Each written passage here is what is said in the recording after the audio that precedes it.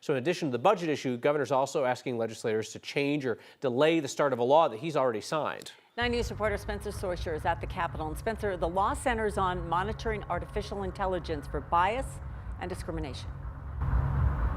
Yeah, you thought that backdrop was interesting. We're across from the city and county building right now where there's some sort of EDM concert as we tell you about this AI regulation law that's one of the first in the nation. This was supposed to pass, this passed in 2024 and it was supposed to be revised during this past session, but the sponsors and opponents of the bill couldn't agree on revisions. So now the governor wants them to go back and add some revisions to this law or at least delay the start of it.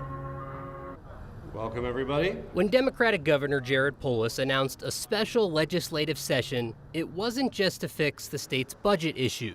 We also will be giving the legislature a chance to address the artificial intelligence issue, AI. That artificial intelligence issue is not an issue to everyone. No, I don't believe it needs to be addressed during the session. Democratic State Senator Robert Rodriguez sponsored a bill that passed in 2024 and takes effect this coming February.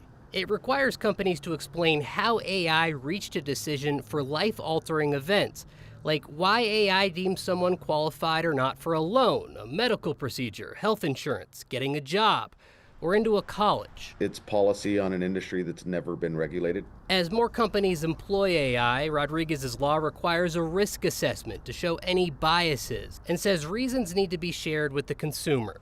I think if you're applying for a loan and you're denied, you should have the right to know why. The problem, according to tech companies and the Colorado Technology Association, is that the current bill is too broad, and they think it needs to be delayed until it's fixed. In a statement, the company says without significant and thoughtful adjustments, SB 24205 threatens to slow innovation, drive investment elsewhere, and jeopardize the very jobs and industries that power our economy. The bill was supposed to be tweaked this past session to help clarify it, but lawmakers and tech advocates couldn't agree on the changes. Rodriguez says conversations are ongoing, and despite the governor's request, this 2024 law shouldn't be delayed past February 2026. To say they don't have time now is interesting to me because they should have been working on the implementation for a long time.